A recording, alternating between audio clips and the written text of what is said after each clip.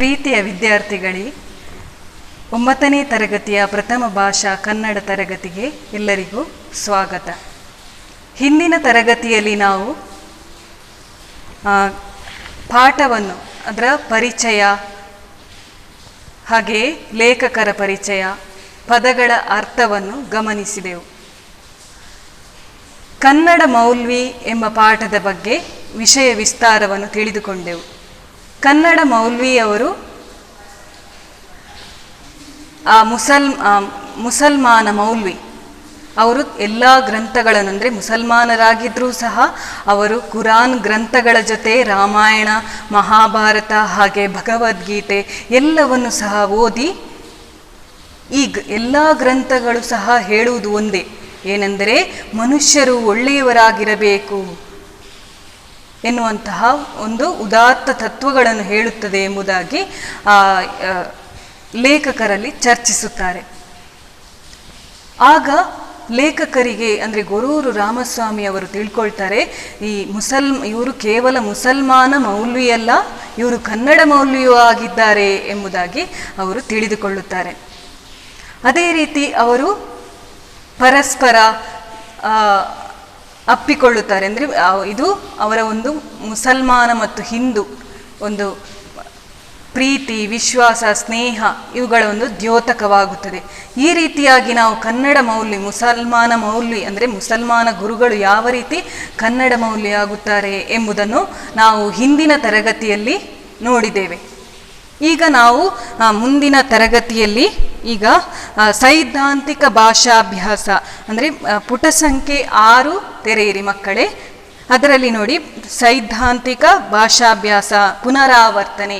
ಅಂದರೆ ನೀವು ಹಿಂದಿನ ತರಗತಿಯಲ್ಲಿ ಈ ಎಲ್ಲ ಭಾಷಾಭ್ಯಾಸ ಅಂದರೆ ಸಂಧಿಗಳು ಇದರಲ್ಲಿ ಹೇಳಿದರೆ, ಸಂಧಿಯನ್ನು ನೀವು ಹಿಂದಿನ ತರಗತಿಯಲ್ಲಿ ಕಲಿತಿದ್ದೀರಿ, ಆದರೂ ಸಹ ಅದು ನಿಮಗೆ ಪುನಃ ಅದನ್ನು ಪುನರಾವರ್ತನೆ ಮಾಡುವಂಥದ್ದು. ಆದ್ದರಿಂದಾಗಿ ಗಮನಿಸಿ, ಈ ಸಂಧಿಗಳು ಅಂದರೆ ಏನು? ಸಂಧಿ ಅಂದರೆ ಸಂಧಿಗಳು. ಸಂಧಿ ಅಂದರೆ ಮಾತನಾಡುವಾಗ ಕೆಲವು ಪದಗಳನ್ನು ನಾವು ಏನು ಮಾಡ್ತೇವೆ, ಬಿಡಿ ಬಿಡಿಯಾಗಿ ಹೇಳದೆ ಅದನ್ನು ಕೂಡಿಸಿ ಹೇಳುತ್ತೇವೆ. ಈಗ ಉದಾಹರಣೆಗೆ ಅಲ್ಲಿ ಅಲ್ಲಿ ಅಲ್ಲಿ ಅಂತ ಹೇಳಿದ್ದದನ್ನು ಅಲ್ಲಿ ಕೂಡಿಸು ಅಲ್ಲಿ ಅಂತ ಹೇಳುವ ಬದಲು ನಾವು ಏನು ಹೇಳ್ತೇವೆ, ಅಲ್ಲಲ್ಲಿ ಎಂಬುದಾಗಿ ಹೇಳುತ್ತೇವೆ. ಈ ರೀತಿಯಾಗಿ ಕೂಡಿಸುವುದಕ್ಕೆ ನಾವು ಸಂಧಿ ಅಂಥೇಳಿ, ಸಂಧಿ ಅಂದರೆ ಕೂಡುವಿಕೆ ಅಂಥೇಳಿ ಅರ್ಥ. ಈಗ ಪದರಚನೆ ಆಗುವಾಗ 2 ಅಕ್ಷರಗಳ ಕಾಲ ವಿಳಂಬವಿಲ್ಲದೆ ಸೇರುವುದೇ ಸಂಧಿ. ಪದರಚನೆ ಆಗುವಾಗ ಇದಕ್ಕೆ ನಾವು ಪದ ಅಂತ ಹೇಳಿ ಕರಿತೇವೆ. ಪದರಚನೆ ಆಗುವಾಗ ಅಲ್ಲಿ ಯಾವುದೇ ಕಾಲ ವಿಳಂಬವಿಲ್ಲದೆ ಸೇರುವುದಕ್ಕೆ ನಾವೇನು ಕರಿತೇವೆ, ಸಂಧಿ ಅಂಥೇಳಿ ಕರಿತೇವೆ. ಈಗ ಇಲ್ಲೇನಾಯಿತು, 2 ಅಕ್ಷರದ ಒಂದು ಪದವಾಗ್ತದೆ. ಅದೇ ರೀತಿ ಇಲ್ಲಿ 3 ಅಕ್ಷರದ ಒಂದು ಪದವಾಯಿತು, ಅಂದರೆ ಅದು ಸೇರಿತು, ಕೂಡಿ ಅದೇನಾಗ್ತದೆ, ಒಂದು ಪದ, 3 ಅಕ್ಷರದ ಒಂದು ಪದವಾಗ್ತದೆ. ಈ ರೀತಿಯಾಗಿ ನಾವು ಅದಕ್ಕೆ ಕೂಡುವಿಕೆ, ಸಂಧಿ ಅಂಥೇಳಿ ಕರಿತೇವೆ. ಎಲ್ಲಿಯಾದರೂ ಒಂದು ವೇಳೆ ಅಲ್ಲಿ ಮೂಲ ಅರ್ಥಕ್ಕೆ ಅಲ್ಲಿ ತೊಂದರೆ, ಲೋಪ ಉಂಟಾದರೆ ಅಲ್ಲಿ ಸಂಧಿ ಮಾಡುವಂತಿಲ್ಲ ಅಂಥೇಳಿ ಸಹ ಹೇಳ್ತಾರೆ. ಆದರೆ ಅದೇ ರೀತಿ ನಾವು ಸಂಧಿಯಲ್ಲಿ ಸ್ವರ ಸಂಧಿ ಮತ್ತು ವ್ಯಂಜನ ಸಂಧಿ ಅಂಥೇಳಿ ಇದೆ. ಸ್ವರ ಸಂಧಿ ಮತ್ತು ಸ್ವರ ಸಂಧಿ, ಇನ್ನೊಂದು ವ್ಯಂಜನ ಸಂಧಿ.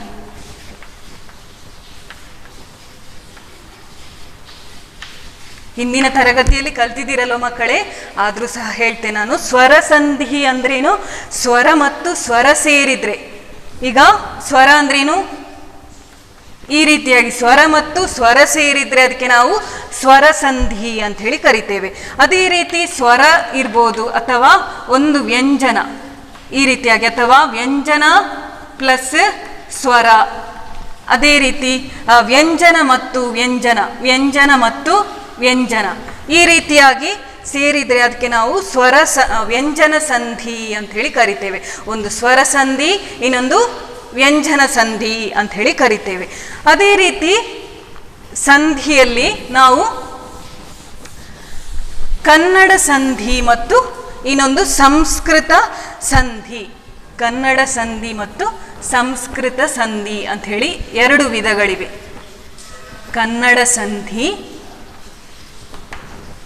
ಇನ್ನೊಂದು ಸಂಸ್ಕೃತ ಸಂಧಿ. ಸಂಸ್ಕೃತ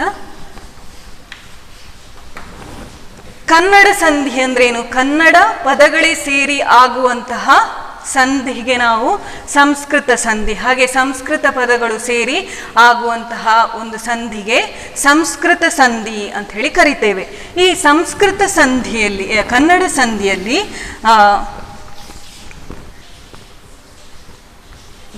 ಸಂಧಿಯಲ್ಲಿ ಒಂದು ಲೋಪಸಂಧಿ,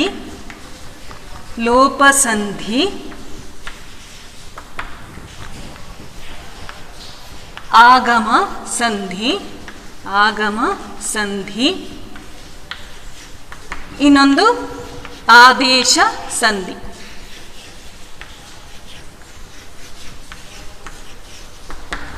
ನೀವು ಈಗಾಗಲೇ ಕಲ್ತಿದ್ದೀರಿ, ಆದರೂ ಸಹ ಗಮನವಿಟ್ಟು ನೋಡಿ ಮಕ್ಕಳೇ. ಒಂದು ಲೋಪಸಂಧಿ, ಇನ್ನೊಂದು ಆಗಮ ಸಂಧಿ, ಇನ್ನೊಂದು ಆದೇಶ ಸಂಧಿ ಅಂಥೇಳಿ. ಏನಿದು ಲೋಪಸಂಧಿ ಅಂದರೆ? ಲೋಪ, ಹೆಸರೇ ಹೇಳುವ ಹಾಗೆ ಲೋಪವಾಗುವಂಥದ್ದು. ಅಂದರೆ ಈಗ ಉದಾಹರಣೆಗೆ ನೋಡಿ, ಉದಾಹರಣೆಗೆ ಮಾತು ಕೂಡಿಸು ಇಲ್ಲ, ಏನಾಗ್ತದೆ ಅಲ್ಲಿ? ಇದನ್ನು ನಾವೇನು ಕರಿತೇವೆ? ಇಲ್ಲಿಯನ್ನು ಪೂರ್ವ ಪದ ಅಂತ ಹೇಳಿ ಕರಿತೇವೆ. ಇದನ್ನು ಪೂರ್ವ ಪದ, ಇದನ್ನು ನಾವು ಉತ್ತರ ಪದ ಅಂತ ಹೇಳಿ ಕರಿತೇವೆ. ಇಲ್ಲಿ ಮೊದಲ ಶಬ್ದವನ್ನು ಪೂರ್ವ ಪದ ಅಂತ ಹೇಳಿ, ನೆಕ್ಸ್ಟ್ ಇದು ಶಬ್ದವನ್ನು ಉತ್ತರ ಪದ ಅಂತ ಹೇಳಿ ಕರಿತೇವೆ. ಇಲ್ಲಿ ಪೂರ್ವ ಪದದಲ್ಲಿ ನಾವು ಯಾವ ಅಕ್ಷರವನ್ನು, ಈಗ ತಾ ಹೇಳುವಾಗ ತ ಕೂಡಿಸು ಆ, ತಾ, ಇಲ್ಲಿ ಆ ಎಂಬ ಸ್ವರ ಬರ್ತದೆ. ಇಲ್ಲಿ ಯಾವ ಸ್ವರ ಬರ್ತದೆ? ಈ ಎಂಬ ಸ್ವರವು ಬರ್ತದೆ. ಇಲ್ಲಿ ತು ಹೇಳುವಾಗ ತ ಕೂಡಿಸು ಆ, ಹಾಗೆ ಈ ಎಂಬ ಸ್ವರವು ಬರುತ್ತದೆ. ಇಲ್ಲಿ ಇದಕ್ಕೆ ನಾವು ಪೂರ್ವ ಪದ, ಇಲ್ಲಿ ಉತ್ತರ ಪದ ಅಂತ ಹೇಳಿ ಕರಿತೇವೆ. ಇಲ್ಲಿ ಪೂರ್ವ ಪದದ ಒಂದು ಸ್ವರವು ಏನಾಗ್ತದೆ? ಅಲ್ಲಿ ಲೋಪವಾಗಿ ಹೋಗ್ತದೆ. ಈಗ ಸ್ವರದ ಮುಂದೆ ಇಲ್ಲೇನು ಬಂತು? ಸ್ವರದ ಮುಂದೆ ಸ್ವರ ಬಂದಾಗ ಅದೇನಾಗ್ತದೆ? ಪೂರ್ವ ಪದದ ಇಲ್ಲಿ ಯಾವುದೇ ಈ ಒಂದು ಶಬ್ದದ ಅರ್ಥವು ಕೆಡಬಾರ್ದು. ಹಾಗಾದರೆ ಮಾತ್ರ ಏನಾಗುವಂಥದ್ದು?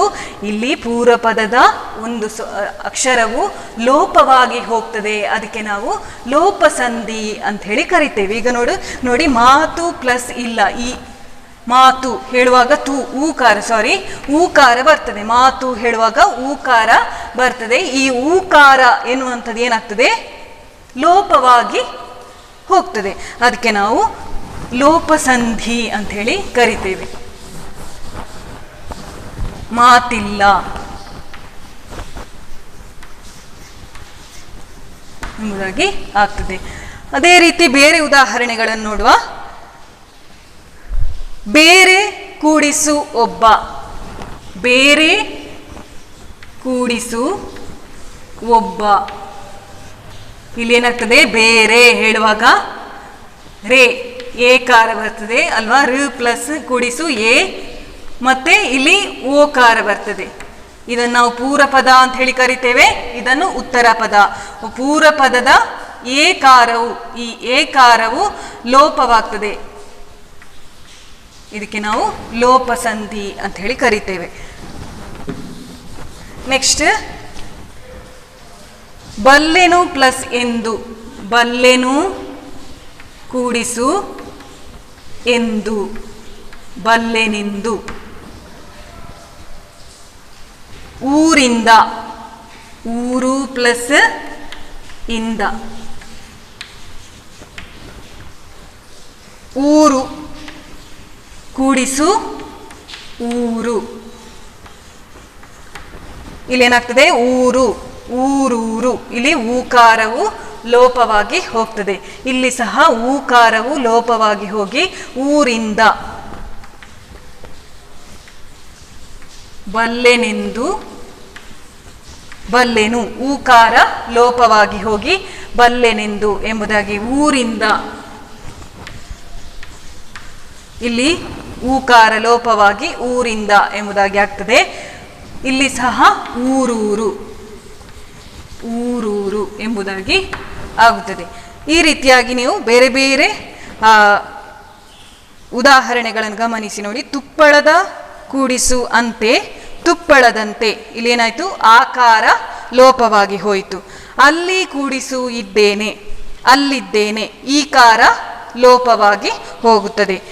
ಅದೇ ರೀತಿ ಇವನು ಕೂಡಿಸು ಒಬ್ಬ, ಇವನೊಬ್ಬ, ಇವನು ಕೂಡಿಸು ಒಬ್ಬ. ನೋಡಿ ಇನ್ನೊಂದು, ಇವನು ಕೂಡಿಸು ಒಬ್ಬ ಏನಾಗ್ತದೆ ಇಲ್ಲಿ, ಇವನು ಹೇಳುವಾಗ ಊಕಾರ ಬರ್ತದೆ, ಆಮೇಲೆ ಓಕಾರ ಬರ್ತದೆ. ಈ ಊಕಾರವು ಲೋಪವಾಗಿ ಹೋಗ್ತದೆ, ಇವನೊಬ್ಬ ಎಂಬುದಾಗಿ ಆಗ್ತದೆ, ಇವನೊಬ್ಬ.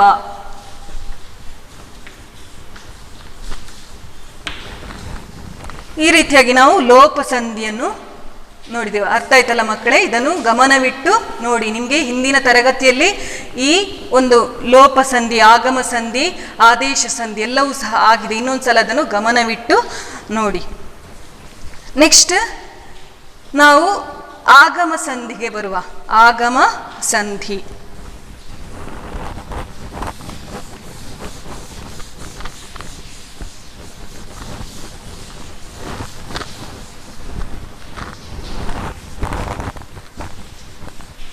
ಆಗಮ ಸಂಧಿ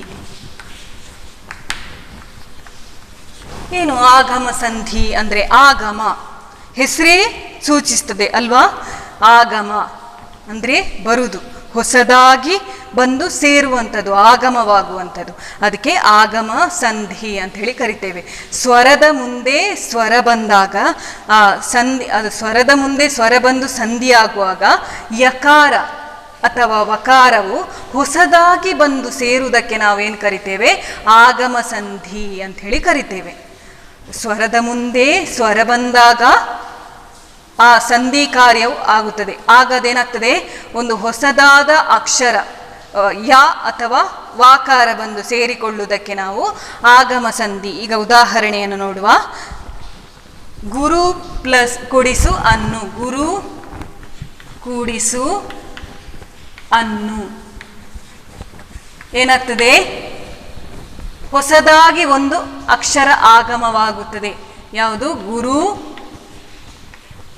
ವನ್ನು, ವಾಕಾರ ಆಗಮವಾಗ್ತದೆ. ಇಲ್ಲಿ ಆಕಾರ ಹೋಗಿ ವಾಕಾರವು ಆಗಮವಾಗ್ತದೆ. ಅಂದರೆ ಒಂದು ಸ್ವರವು ಹೋಗಿ ಇನ್ನೊಂದು ವಾಕಾರವು ಆಗಮ ಆಗಿದೆ. ಅದೇ ರೀತಿ ಚಳಿ ಕೂಡಿಸು ಇಂದ, ಚಳಿ ಕೂಡಿಸು ಇಂದ ಏನಾಯ್ತು? ಚಳಿ ಇಂದ, ಚಳಿ ಇಂದ ಈಕಾರ ಬಂತು. ನೆಕ್ಸ್ಟ್ ಪುಸ್ತಕ ಪ್ಲಸ್ ಅನ್ನು, ಪುಸ್ತಕ ಕೂಡಿಸು ಅನ್ನು, ಪುಸ್ತಕ ಯಾವುದು ಬಂತು? ಆಕಾರ ಹೋಗಿ ವಾಕಾರ, ಪುಸ್ತಕವನ್ನು. ಈ ರೀತಿಯಾಗಿ ನಾವು ಯಕಾರ ಅಥವಾ ವಕಾರ ಹೊಸದಾಗಿ ಬಂದು ಸೇರಿದ್ರೆ ಅದಕ್ಕೆ ನಾವೇನು ಕರಿತೇವೆ? ಆಗಮ ಸಂಧಿ ಅಂತ ಹೇಳಿ ಕರಿತೇವೆ. ಗೊತ್ತಾಯ್ತಲ್ಲ ಮಕ್ಕಳೇ? ಸ್ವರದ ಮುಂದೆ ಸ್ವರ ಬಂದಾಗ, ಈಗ ಸ್ವರ ಯಾವುದು? ಗುರು ಹೇಳುವಾಗ ಋಕಾರ ಪ್ಲಸ್ ಯಾವುದು ಬಂತು? ಋಕಾರ ಪ್ಲಸ್ ಊಕಾರ. ಸ್ವರದ ಮುಂದೆ ಯಾವುದು ಬರ್ತದೆ? ಇಲ್ಲಿ ಆಕಾರ. ಸ್ವರದ ಮುಂದೆ ಸ್ವರ ಬಂದಾಗ ಅಲ್ಲಿ ಹೊಸದಾಗಿ ಒಂದು ಅಕ್ಷರ, ಹೊಸದಾಗಿ ವಾ ಅಥವಾ ಯಾಕಾರವು ಬಂದರೆ ಅದಕ್ಕೆ ನಾವು ಏನು ಕರಿತೇವೆ? ಆಗಮ ಸಂಧಿ ಅಂಥೇಳಿ ಕರಿತೇವೆ. ಗೊತ್ತಾಯ್ತಲ್ಲ? ನೆಕ್ಸ್ಟ್ ನಾವು ಆದೇಶ ಸಂಧಿಗೆ ಹೋಗುವ. ಆದೇಶ ಸಂಧಿ, ಆದೇಶ ಸಂಧಿ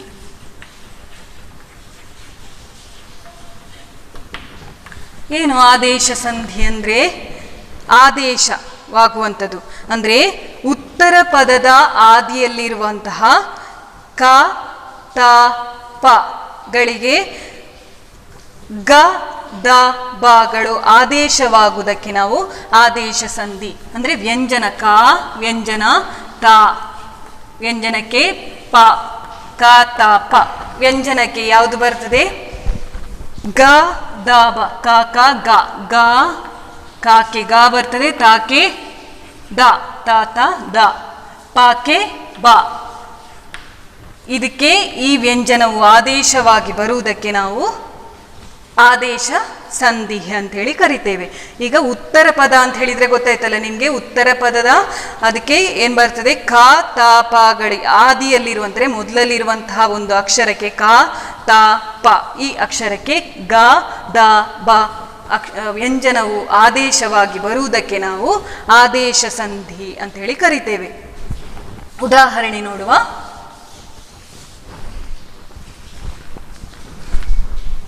ಹುಲ್ಲು ಕೂಡಿಸು ಹುಲ್ಲು ಕೂಡಿಸು ಕಾವಲು. ಏನಾಗ್ತದೆ ಈಗ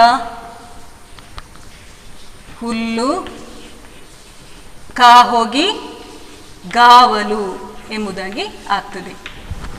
ಅದೇ ರೀತಿ ಮೈ ಕೂಡಿಸು ತೊಳೆ ಮೈ ಕೂಡಿಸು ತೊಳೆ ಯಾವುದು ಬರ್ತದೆ ಆ ವ್ಯಂಜನದ ತ ತ ದ ಮೂರನೇ ವ್ಯಂಜನ ಬರ್ತದೆ ಮೈ ದೊಳೆ ಎಂಬುದಾಗಿ ಆಗ್ತದೆ. ಅದೇ ರೀತಿ ಬೆನ್ಪತ್ತು ಅದು ಪ ಪ ಬ ಬೆಂಬತ್ತು ಎಂಬುದಾಗಿ ಆಗ್ತದೆ. ಬೆನ್ ಪ್ಲಸ್ ಪತ್ತು ಏನಾಗ್ತದೆ ಪಾಪ ಬ ಬೆಂಬತ್ತು ಎಂಬುದಾಗಿ ಆಗ್ತದೆ. ಈ ರೀತಿಯಾಗಿ ಮತ್ತೆ ಇನ್ನೊಂದು ಅದರಲ್ಲಿ ಇದೆ ಏನಂದ್ರೆ ಪ ಬ ಮು ಈ ವ್ಯಂಜನಗಳಿಗೆ ವಕಾರವು ಆದೇಶವಾಗಿ ಬರುವಂಥದ್ದು. ಈ ಎಲ್ಲಿಯಾದ್ರೂ ಒಂದು ವೇಳೆ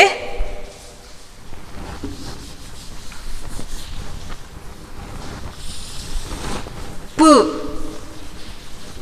ಬ ಮ ಈ ವ್ಯಂಜನವು ಈ ವ್ಯಂಜನವು ಬಂದ್ರೆ ಅದಕ್ಕೆ ವಕಾರವು ಗುಕಾರವು ಆದೇಶವಾಗಿ ಬರ್ತದೆ. ಇದು ಸಹ ನಾವು ಆದೇಶ ಸಂಧಿ ಅಂತ ಹೇಳಿ ಕರಿತೇವೆ.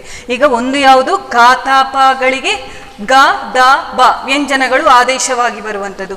ಇನ್ನೊಂದು ಪ ಬ ಮು ಈ ವ್ಯಂಜನಕ್ಕೆ ಬಕಾರವು ಆದೇಶವಾಗಿ ಬರುತ್ತದೆ. ಅದಕ್ಕೆ ಯಾವುದು ಉದಾಹರಣೆಯಲ್ಲಿ ಕಡು ಪ್ಲಸ್ ಬೆಳ್ಪು ಕಡು ಪ್ಲಸ್ ಕೂಡಿಸು ಬೆಳ್ಪು ಯಾವುದು ಬಂತು ನೋಡಿ ಬೇ ಬಂತು ಬಾ ವಕಾರಕ್ಕೆ ಬಂದ್ರೆ ಯಾವುದು ಬರ್ತದೆ ಅಲ್ಲಿ ವಕಾರ ಏನಾಗ್ತದೆ ಕಡು ವೆಳ್ಪು ಎಂಬುದಾಗಿ ಆಗ್ತದೆ. ಅದೇ ರೀತಿ ಇನ್ನೊಂದು ಉದಾಹರಣೆ ಮೆಲ್ ಕುಡಿಸು ಮಾತು ಮೆಲ್ ಕುಡಿಸು ಮಾತು